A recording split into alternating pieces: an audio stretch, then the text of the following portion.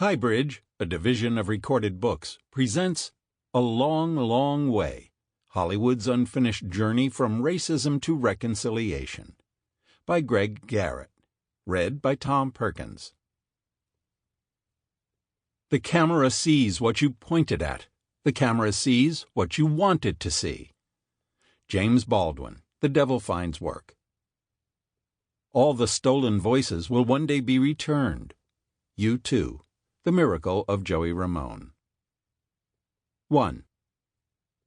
Introduction. A long, long way. Wake up, race and American film.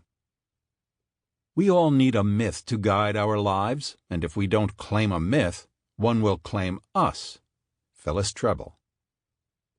Movies are not about blacks, but what whites think about blacks. Ralph Ellison. On August 10, 2018, Spike Lee's movie BlacKkKlansman premiered in the United States, 1 year after white supremacists had marched in Charlottesville, Virginia. In the climactic moments of the film, echoing the editing of D.W. Griffith, who pioneered the art of cross-cutting between story elements to build suspense, Lee moves back and forth between two scenes in which Griffith's 1915 film The Birth of a Nation plays a pivotal role. In one, a Klu Klux Klan initiation ceremony led by Grand Wizard David Duke, Topher Grace, is capped by an approving and enthusiastic screening of the film, which helped to create the modern Klan. In the other scene, Jerome Turner, Harry Belafonte, describes to a room full of African-American students the 1916 lynching of his friend Jesse Washington, who was burned, castrated, and tortured in front of a crowd of 16,000 people in Waco, Texas, the place where I have taught for 3 decades. Jerome cites the birth of a nation as a cause for that horrific public violence, as indeed it was. These two scenes show how powerful a film can be in shaping or reinforcing attitudes about race, violence, and identity. The language of the camera, as James Baldwin tells us, is the language of our dreams, and of course our nightmares.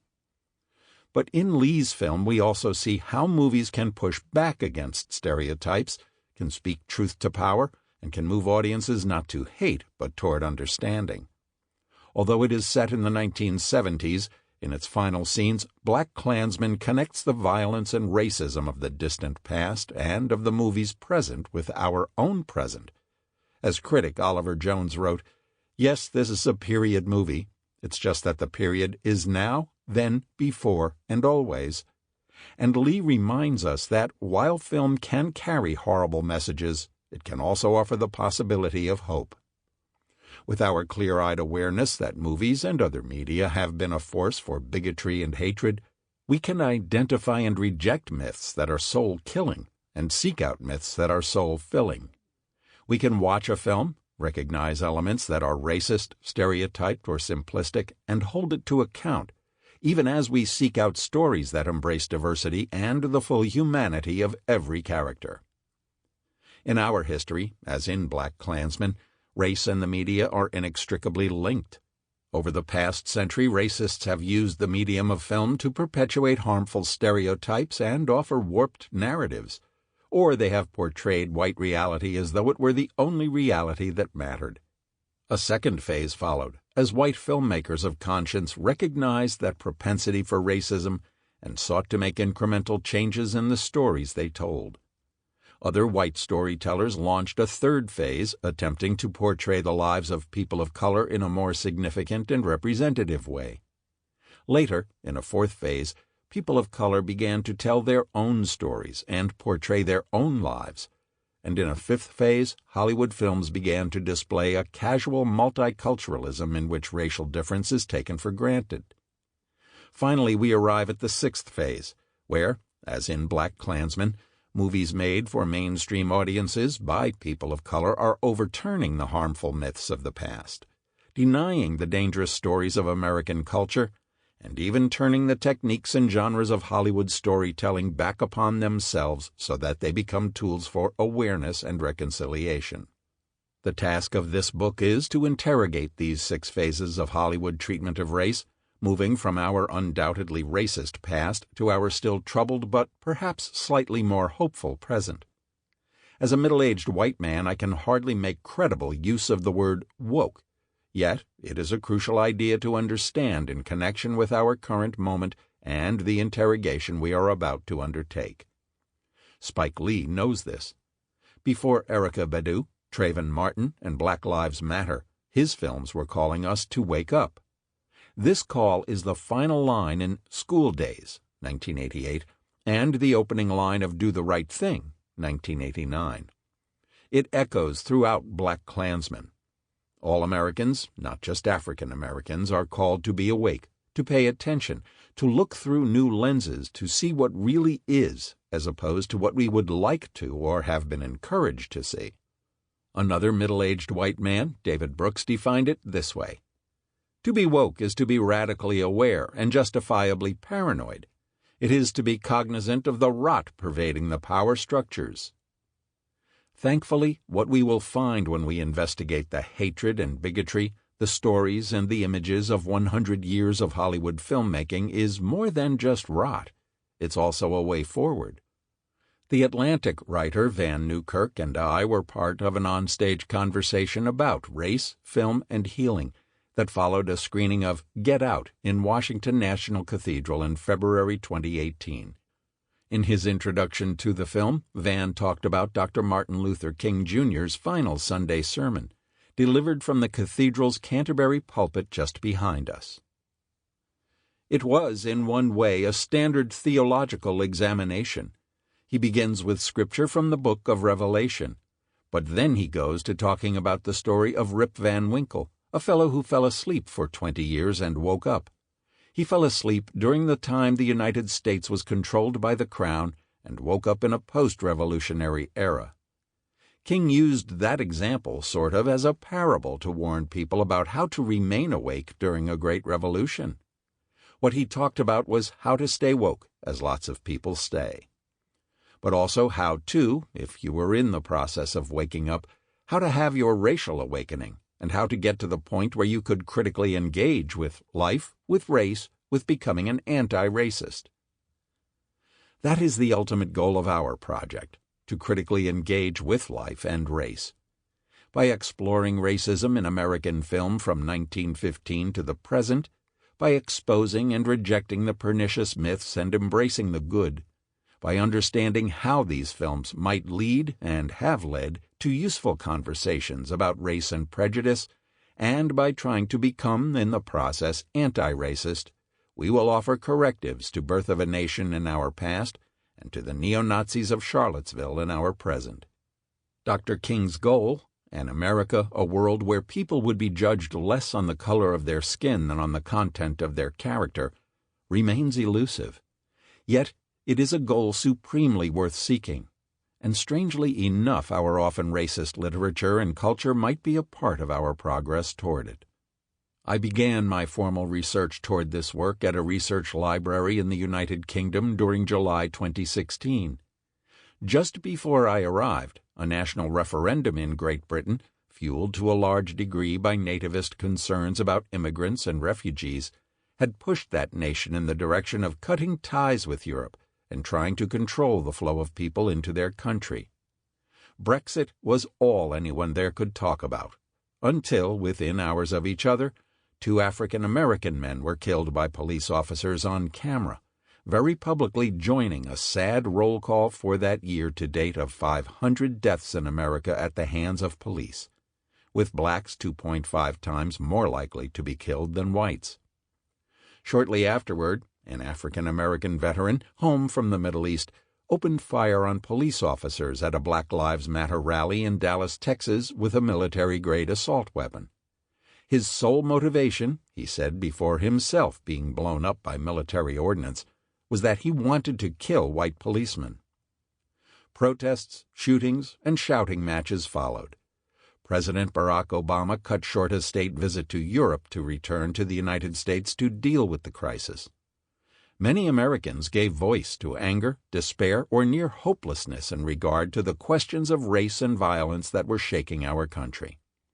On the front page of its July 9th edition, The centrist London newspaper featured a banner headline that seemed aptly to characterize our new normal: America's Race Hate Nightmare. Many people, including me, I must confess, tried to read the election of Barack Obama as marking a new chapter in American racial life. But by this summer of 2016, it was painfully clear that this early optimism was misplaced, that the idea that we were living in a post-racial society was purest delusion. A comprehensive study by the Pew Research Center found that blacks and whites continued to view events and issues in wildly different ways, that racial optimism stemming from the election of an African-American president had subsided for whites and blacks both. While whites thought there was too much focus on race, blacks thought there was not nearly enough. Although whites were evenly divided on the state of race relations, by a nearly 2-to-1 margin, blacks are more likely to say race relations are bad, 61%, rather than good, 34%. In his 2016 study of President Obama, Michael Eric Dyson identified what seems to be an inescapable truth about our continuing struggle. What many Americans of all colors believe is that race fundamentally defines America and is a dividing line drawn in blood through the nation's moral map. But white and black people on either side of that dividing line view race and prejudice in fundamentally different ways. At about the same time that I began working on this book, although entertainment news seemed, at first glance, hardly so weighty as the front-page headlines, the Academy of Motion Picture Arts and Sciences announced that it was inviting new members to join. 46% of the nominees women, 41% of them people of color. This was widely perceived as a response to the #OscarsSoWhite controversy and an attempt to combat the perception that the Academy, and the entertainment industry as a whole, was racist or, at the very least, complicit in barring people outside the white mainstream from wider recognition and opportunity. Ignited by the second straight year in which the Academy failed to nominate a single African American for a major award, the #OscarsSoWhite social media campaign swept the nation and the world in early 2016. Reactions were predictably varied. Many, were appalled that the year's group photo of Oscar nominees looked like a vast bowl of vanilla ice cream with a jot of caramel in it. Mexican director Alejandro González Iñárritu, who won his second straight Best Director trophy for The Revenant, was the sole person of color nominated in a major category. Others suggested that perhaps no African-American performances were worthy of nomination. Still others claimed not to understand what the fuss was about. All of these responses, however, entered into the larger American dialogue about race, prejudice, opportunity, justice, racial violence, difference, and representation. As perhaps our greatest mythmaker, what Hollywood thinks about race does matter.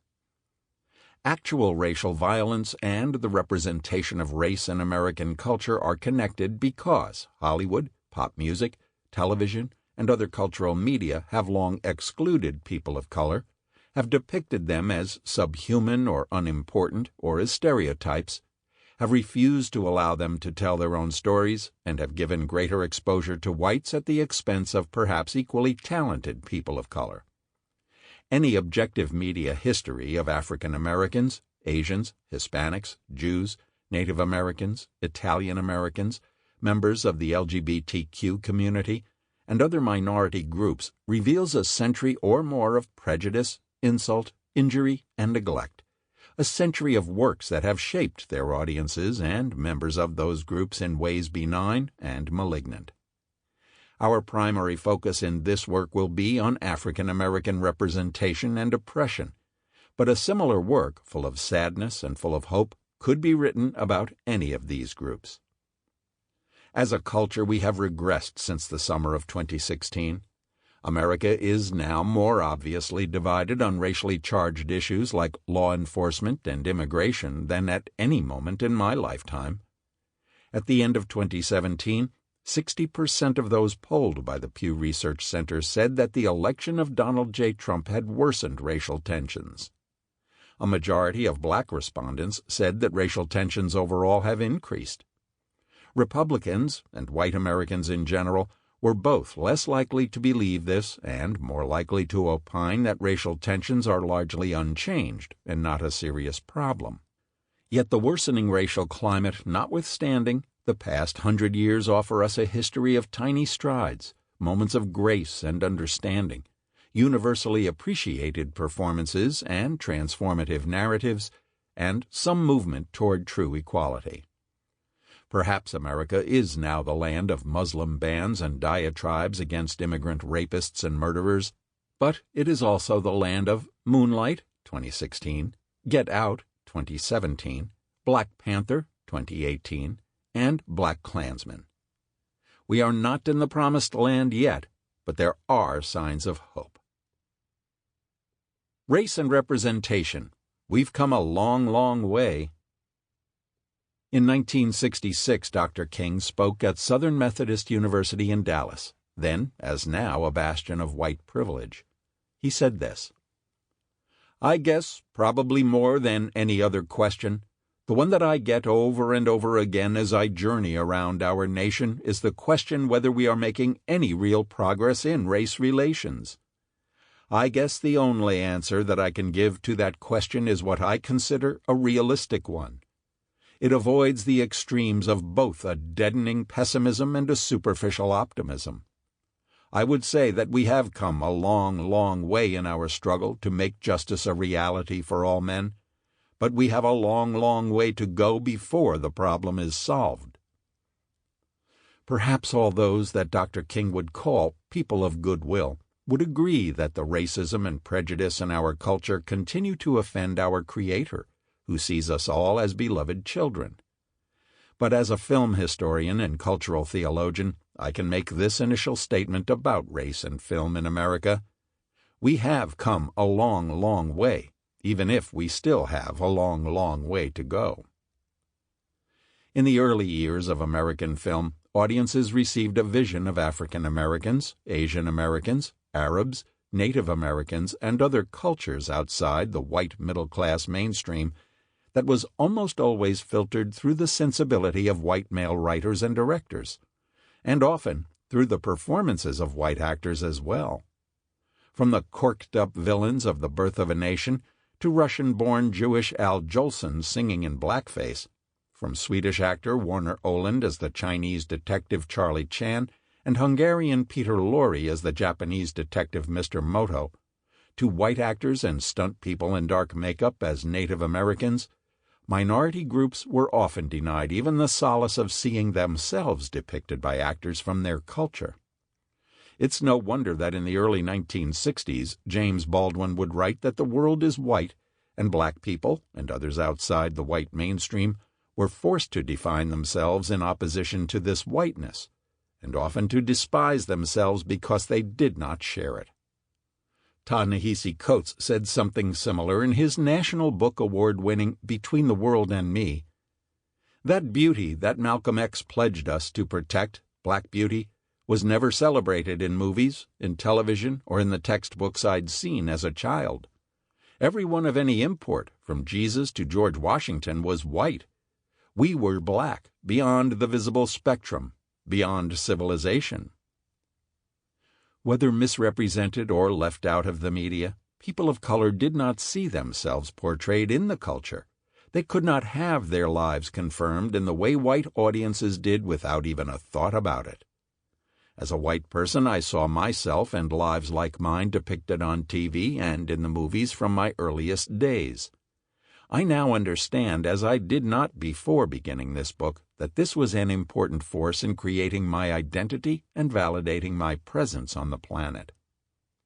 Film, media, and other cultural depictions, or vacuums, matter because they are powerful ways that people create meaning.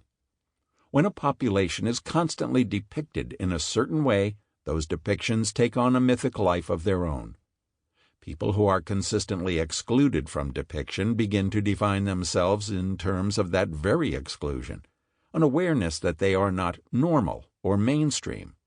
that in some important sense they and their stories are outside of history, somehow not worth telling. When the Second Avenue subway in New York City opened in early 2017, the new stations were adorned with large and colorful mosaics. The art elicited powerful responses and actually brought some onlookers to tears. On Sunday, New Yorkers were mesmerized by the artwork adorning the walls. At the 72nd Street stop, Sumana Harihareswara stopped to gaze at a mosaic of a woman of South Asian descent dressed in a burgundy sari, looking at her cell phone. Ms. Harihareswara was overcome with emotion. "I don't think I've ever come across subway art before that makes me feel so seen," she said through tears. "This woman could be my aunt. She could be my cousin." She and a stranger exchanged a knowing glance. Representation matters, they agreed.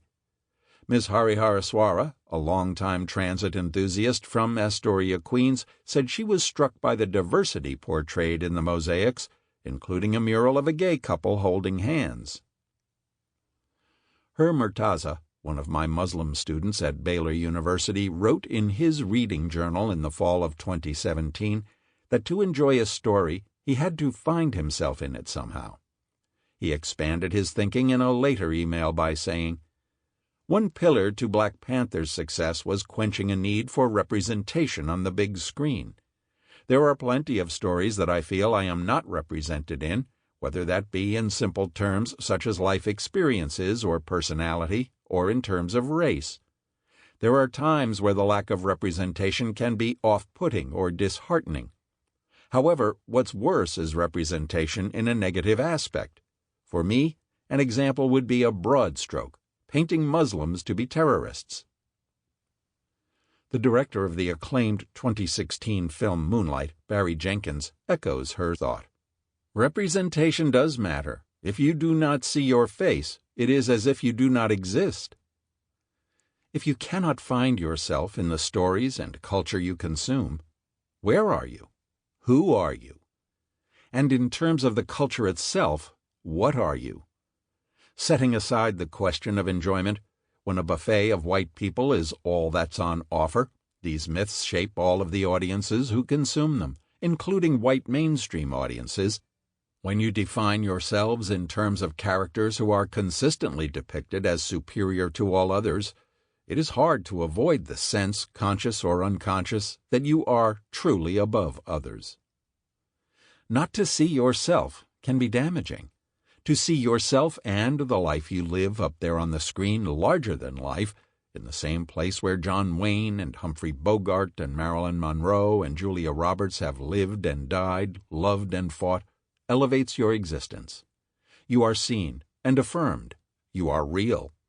I had seen myself on screen from my childhood and did not for many years think about the fact that others did not have that luxury. The African-American theologian, Kelly Brown Douglas, had a different experience. Evoking a transformative, for me, conversation she and I had previously had, she told an audience at a screening of Guess Who's Coming to Dinner, 1967, at the Washington National Cathedral about her first viewing of the movie and why it mattered so much to her. "I could not wait to see the black man in the movie that all the adults were talking about. From the minute that Sidney Poitier came onto the screen, I was transfixed, and I will admit that I've been transfixed by him ever since. But most importantly, at that time, for me, it was monumental, for this was the first time that I saw a black man, in fact any black person, in a major movie role. As an 11-year-old growing up in a time when the most black representation that I saw on the screen was that of Buckwheat and Stymie from Little Rascals and Amos and Andy, seeing a proud black man was, for me, consequential. It made me proud. To see him was to see the black men that I knew, proud black men. And so the point of the matter is that even though I was not really the targeted demographic of the film, in that it was really, I think, not written for those who looked like me, it mattered to me. It wasn't about the interracial couple, though my friends and I had plenty of conversations about that, but it was about seeing the black people, especially seeing a black doctor, on the screen. Conversations about film with the Very Reverend Dr. Douglas, who was a canon of the cathedral and dean of Episcopal Divinity School, have shaped my perceptions as a critic and theologian as well, because they have taught me that when white film-goers see lives that do not look precisely like theirs, faces from other cultures and other races depicted on the screen, it likewise normalizes them. In Guess Who's Coming to Dinner, Sidney Poitier appears alongside screen icons Spencer Tracy and Katharine Hepburn, and on the movie poster he is given equal stature. If we can imagine seeing a black face here, couldn't we also imagine seeing a black face elsewhere? Asked why today he loves science fiction, Senator Cory Booker answered with a story about his father, who made me watch Star Trek with him to see an African-American woman and an Asian man as a view of the future. For a man who, in the 60s, when the show came out, was dealing with unconscionable discrimination, Star Trek, 1966 through 69, was a hopeful beacon. My dad brought me up to understand that art, even in the most unconscionable, painful, degrading present, can help us pull ourselves and our society to a higher level. At its best, that is what art can do, and why film representation matters. But Ralph Ellison's pungent comment that films are about what white people think about black people speaks to those times when minorities have been badly or untruthfully depicted in our culture by white storytellers. Sadly, in the first 50 years of Hollywood, what whites thought about blacks, or about any minority group, was often, and here's that word again, appalling. As we learn from Donald Bogle's classic study, Toms, Coons, Mulattoes, Mammies, and Bucks, 1973, and Marlon Riggs's Emmy-winning documentary Ethnic Notions, 1987, for hundreds of years American material and popular culture regularly placed black characters into narrow and demeaning stereotypes, and tended to depict them as less than fully human, often as mere products of their biological impulses. At that February 2018 event at the Washington National Cathedral, the Very Reverend Dr. Douglas wondered why for so long these characters were depicted in such a way. What was it about white America, and what were they trying to say to white America about black people? Our conclusion was that the consistency of these tropes could only be explained by the fact that white audiences liked or even needed to see black characters depicted in these ways. And it can only be explained if, as Bogle says, these stereotypes were included in film and culture to entertain and confirm white audiences by stressing Negro inferiority. These stereotypes had plenty of company. Material and popular culture tended to denigrate and degrade all ethnic and cultural groups outside the white Anglo-Saxon mainstream. The 1934 Warner Brothers musical Wonder Bar presented Al Jolson and a seeming cast of thousands in blackface performing the musical number Going to Heaven on a Mule. Jolson sings of a place where pork chops grow on trees and watermelons abound. The sequence contains so many offensive stereotypes that it's hard to imagine it could be surpassed if the makers of Family Guy or South Park today had set out to be deliberately provocative. Equally offensive to us now, although perhaps at least understandable as wartime propaganda, is the representation of Japanese people as jabbering buck-toothed simians in films and cartoons, including Disney cartoons, released during World War II. These are only two of many occasions when films and other forms of popular culture presented a way to keep non-whites in their place, a place distinctly below or in opposition to white Americans. When minority actors were permitted to depict themselves, they were often placed in bit roles. D.W. Griffith employed white actors in blackface for all the meaty villain roles in The Birth of a Nation, while black actors and actresses were seen only in the background. The astonishingly talented singer and actress Lena Horne often found herself featured in extraneous musical numbers that were not integrated into the plot of the film. In southern states where black performers could not be shown in theaters, her footage was thus easily and unnoticeably cut before the film was screened. But despite all this, Hollywood, like the nation, wanted to do better and was wrestling with thinking about race in new ways. Some strong characters of color emerged. In 1940, Harriet McDaniel, though literally cast as Mammy, became... Sample complete. Ready to continue?